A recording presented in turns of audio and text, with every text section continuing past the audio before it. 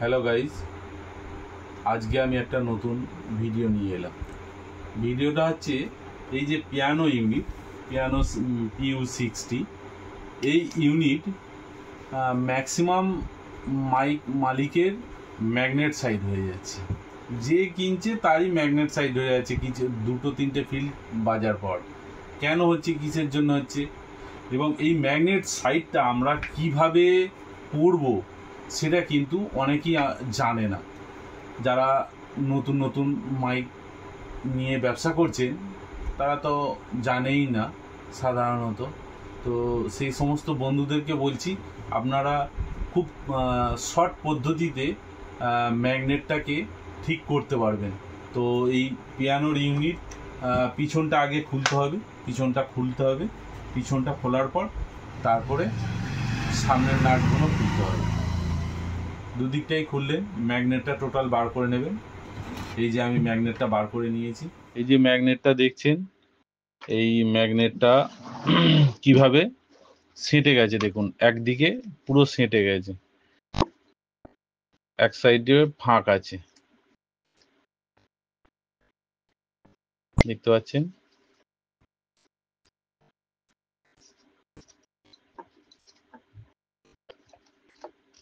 এইবার আমাদের এই কাগজ নিতে হবে, কাগজ যেগুলো আমাদের মোটা পেপার, এগুলো হচ্ছে কয়েল করা হয় সাধারণত।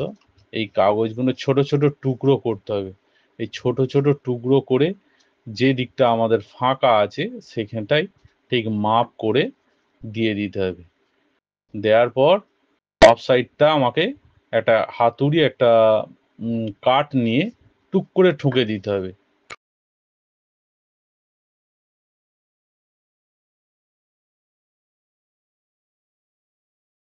ঠুকে দেওয়ার পর চারিপাশটা আমায় দেখে নিতে হবে। যেখানটায় মানে সেঁটে আছে তার অপোজিট থেকে ঠোকার পর সেখানে সেই কাগজগুলো দিয়ে দিতে হবে গ্রাপিংয়ে।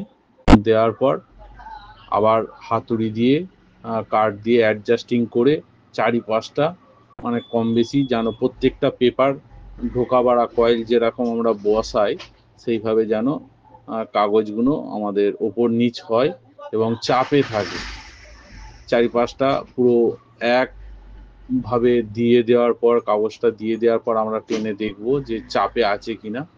কম বেশি যদি কোনো জায়গায় দেখা গেল চাপে থাকে, সেখানটা আমাকে ঠিক মতন অ্যাডজাস্ট করে নিতে হবে। হয়তো সেখানে এক সুতো সরবে। তো এরপর আমাদের হচ্ছে আটার পাট।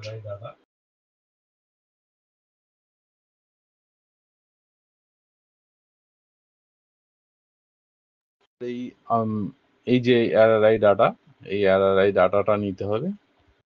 ব্রনটাইট দেবেন না, ব্রনটাইট অতটা ভালো নয়। RRIটা নিঃসন্দেহে ভালো। এটা জল আটা, এটা উপর থেকে যা দেবেন সেটা নিচেতে একই ভাবে দেখা যাবে, মানে পরিষ্কার লেখা বোঝা যাবে RRIতে। তো RRIটা চারিপাশে সুন্দর করে দেওয়ার পর দেখুন কি সুন্দর দেওয়া হয়েছে। দেওয়ার পর আপনারা এক সাইড করে রেখে দেবেন। কিছুক্ষণ পরের মধ্যে আবার দেখবেন 5 মিনিটের মধ্যেই জমে যাবে। তবুও আপনারা 5 থেকে 10 মিনিট পরে ম্যাগনেটটাকে খুলবেন, খুলে ডায়াফ্রাম লাগিয়ে নতুন করে সেটিং করে নেবেন। তো যাই হোক, যারা আমার এই ভিডিও দেখছেন তাদেরকে অসংখ্য ধন্যবাদ আমার তরফ থেকে। যাই হোক, যে সমস্ত দাদা ভাইয়েরা বা বন্ধুরা বা আমার ফলোয়ার্সরা, শুভ সাউন্ডের যে সমস্ত ফলোয়ার্স আছেন তাদেরকে অসংখ্য ধন্যবাদ আমার ভিডিও দেখার জন্য। তো কিভাবে ইউনিট আমাদের ম্যাগনেট সাইড করা হয় সেটা আমরা দেখালাম। এরপরে নেক্সট আমি ভিডিও নিয়ে আসব, আপনারা দেখবেন। যাই হোক, আমি তো এখন প্রথম, তো যেটুকু পেরেছি আপনাদেরকে ভিডিও করে দেখিয়েছি, কারণ এইভাবে ভিডিও আমি আগেও কোনোদিন করিনি, এই প্রথম করছি। আমার এই ভিডিওটা যদি কোনো ভুল হয়ে থাকে অবশ্যই আমাকে জানাবেন। আর যদি কারোর কোনো কিছু জানার ইচ্ছা থাকে অবশ্যই আমার কাছে জানতে পারেন।